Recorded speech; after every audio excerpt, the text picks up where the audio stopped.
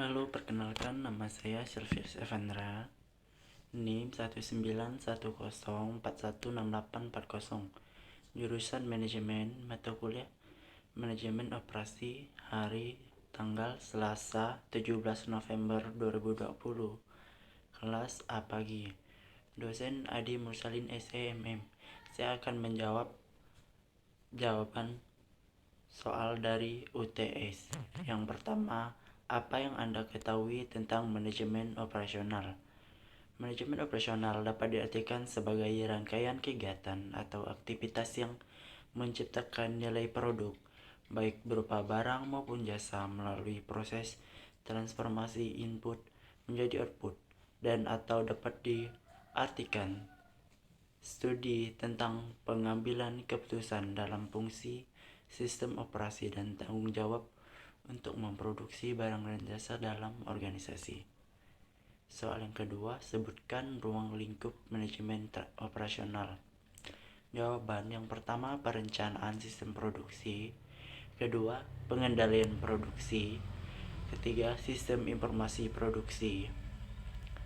Soal yang ketiga, sebutkan perbedaan antara barang dan jasa. Jawaban: barang, produksi berwujud, produksi bisa dijual kembali, produksi bisa disimpan, produksi terpisah dengan konsumsi, aspek mutu mudah diukur, penjualan terpisah dengan produksi, produk bisa diangkut, fasilitas penting untuk biaya, mudah melakukan otomatisasi, penerimaan dihasilkan dari produk, sedangkan dari jasa yaitu produk tidak berwujud.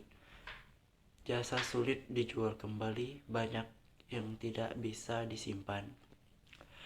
Produksi dan konsumsi bisa secara simultan.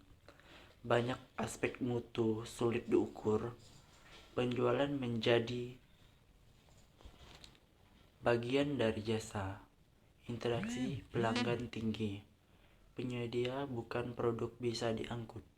Fasilitas penting untuk kontak pelanggan. Sulit untuk melakukan otomatisasi.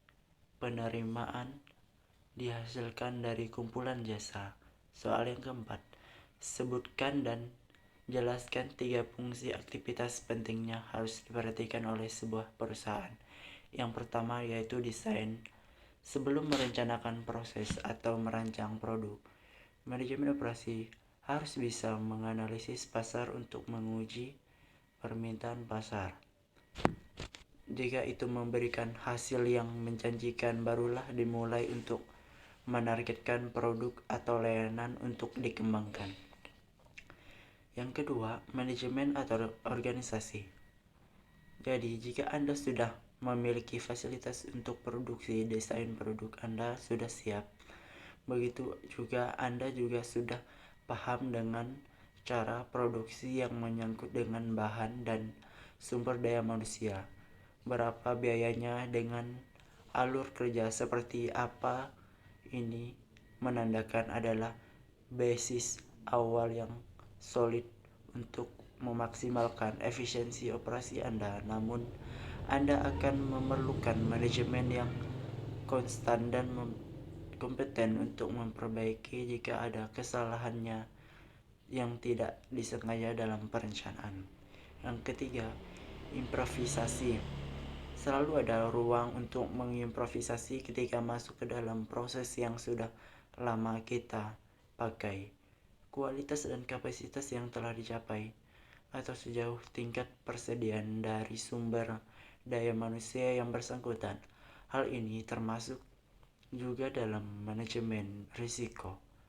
Oleh karena itu, banyak tugas manajemen operasi berasal dari kebutuhan ini, dan disinilah langkah perencanaan jangka panjang. Namun, ingat, perubahan yang dilakukan harus sesuai dengan rencana peningkatan yang diinginkan dalam hal bisnis.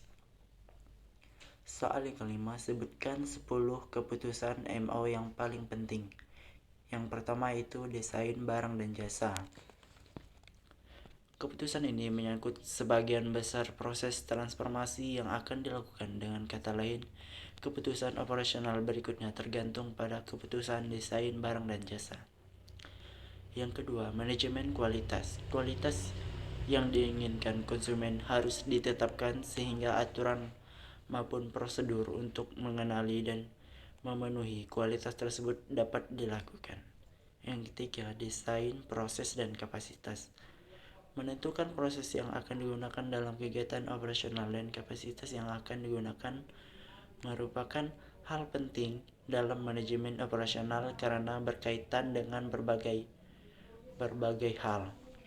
Yang keempat, strategi lokasi. Lokasi yang dipilih untuk melakukan kegiatan operasional perusahaan baik yang bergerak di sektor barang maupun jasa akan sangat menentukan prestasi perusahaan. Yang kelima, strategi layout.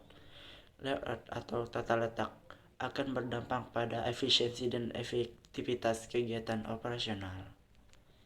Keenam, sumber daya manusia dan desain pekerjaan.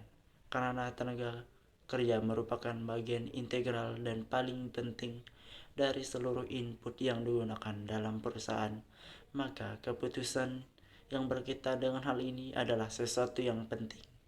Ketujuh, manajemen rantai pasokan. Keputusan ini menjelaskan akan pentingnya integrasi antara perusahaan dengan pihak supplier maupun distributor karena adanya interdependensi.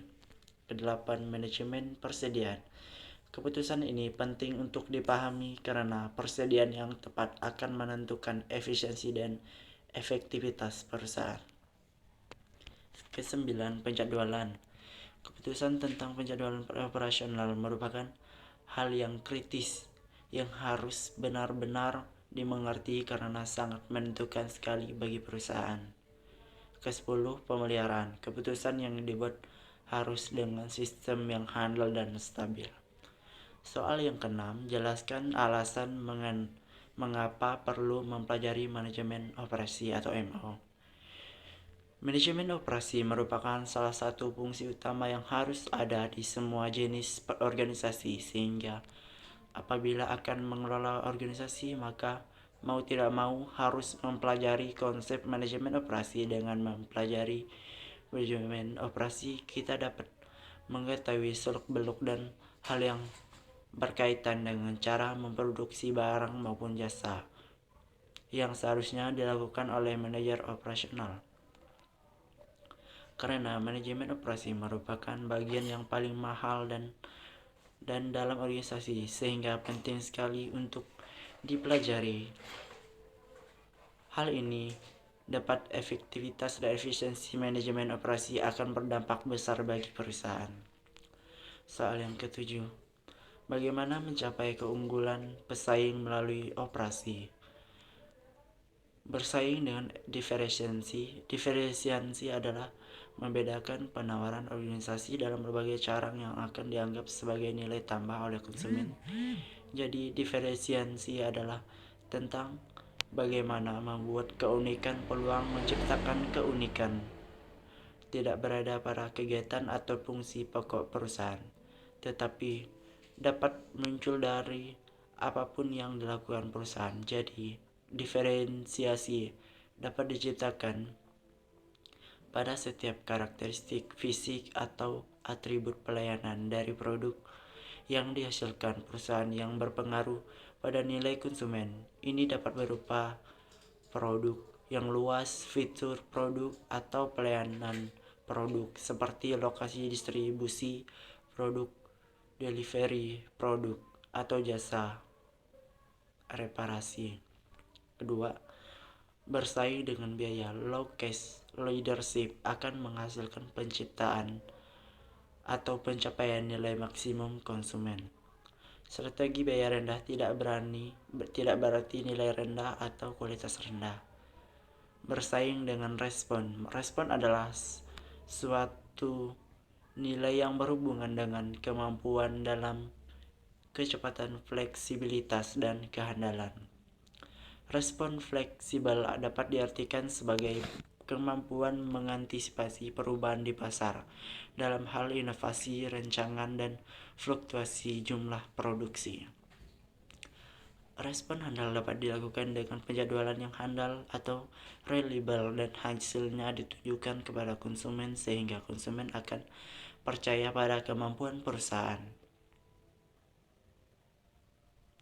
Respon kecepatan dapat berupa kecepatan dalam pengiriman produk ke konsumen atau kecepatan pengembangan produk. Soal nomor 8, jelaskan apa yang dimaksud dengan strategi operasi. Jelaskan secara rinci. Strategi operasi adalah perancangan suatu barang dan jasa, kualitas perancangan, proses pemilihan lokasi, perancangan tata letak, sumber daya manusia, dan rancangan pekerjaan berikut. Manajemen rantai pasokan, persediaan, penjadwalan, serta pemeliharaan yang diterapkan guna menghasilkan tujuan yang efektif sesuai dengan strategi operasi tersebut. Yang kesembilan, silakan buka link YouTube di bawah ini dan silakan ditonton. Berdasarkan video di atas, jawablah pertanyaan berikut ini. Apa judul video di atas? Jawaban, Supply Chain Strategy and Performance. Soal yang kedua, siapa pembicara dalam video di atas dan dari mana pembicara tersebut? Jawaban, Profesor Nyoman Pujawan, PhD, CSCP, dan dari ITS. Ketiga, jelaskan apa yang dimaksud dengan supply chain management. Jawaban, serangkaian kegiatan yang meliputi kegiatan koordinasi, penjadwalan, dan pengendalian terhadap pengadaan, produksi, persediaan, dan pengiriman produk ataupun layanan jasa kepada pelanggan yang mencakup administrasi harian, operasi logistik, dan pengolahan. Soal keempat, mengapa supply chain management sangat penting bagi perusahaan? Dunia bisnis saat ini memiliki persaingan bisnis yang semakin ketat sehingga siapa yang tidak bisa berkompetisi dengan baik akan tertinggal dengan kompetitor. Bisnis ini menjadi bagian dari ekonomi global sehingga konsekuensinya adalah perkembangan dunia usaha akan diwarnai dengan perubahan yang semakin terbuka, kompleks, dan juga kompetitif baik dari lingkungan internal perusahaan itu sendiri maupun dari lingkungan eksternal. Perubahan inilah yang menyebabkan sosial ekonomi menciptakan perubahan, hambatan, dan juga tantangan yang harus dihadapi. Di tengah persaingan bisnis yang semakin ketat, kunci kesuksesan peningkatan kinerja perusahaan tersebut terletak dengan kemampuan perusahaan untuk bisa bekerja sama dengan mitra bisnisnya. Soal yang terakhir, jelaskan teori supply chain management yang dijelaskan oleh pembicara dalam video di atas.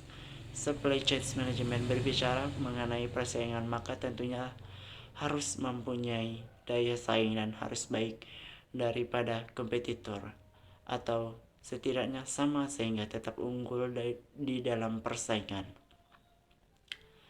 Ada beberapa aspek yang dibahas dalam video tersebut tentunya masih bersangkutan dengan supply chain management, yaitu yang pertama, pentingnya supply chain strategi. Strategi adalah pilihan strategi mencakup keputusan untuk jangka keputusan yang melibatkan investasi yang besar yang dibuat sekarang tetapi berimplikasi jangka panjang pada perusahaan yang terhadap jangka panjang dan daya saing dari perusahaan kita. Kedua, karakteristik dari produk. Produk inovatif dicirikan oleh seringnya inovasi atau mengubah tampilan, menambah fitur atau fungsi produk, peluncuran produk-produk baru, menambah daya pikir baru, beban, dan produk yang kita lihat tahun lalu. Yang kedua, produk fungsional, tidak bermain terlalu banyak atau terlalu banyak kategori. Yang ketiga, pilihan strategi dilakukan melalui beberapa tahapan yang harus diperhatikan dan dicermati sebagai upaya mencapai suatu tujuan organisasi atau kelembagaan. Analisis dan pemilihan strategi haruslah dijalankan secara hati-hati dan bertanggung jawab, sebab selama proses implementasinya strategi yang sudah dipilih tersebut mempertaruhkan segala komitmen dan sumber daya perusahaan dalam jangka panjang. Keempat, decoupling strategi dilakukan melalui beberapa tahapan yang harus diperhatikan dan dicermati sebagai upaya mencapai suatu tujuan. Organisasi atau kelembagaan. Analisis dan pemilihan strategi haruslah dijalankan secara hati-hati dan bertanggung jawab, sebab selama proses implementasinya strategi yang sudah dipilih tersebut mempertaruhkan segala komitmen dan sumber daya perusahaan dalam jangka panjang.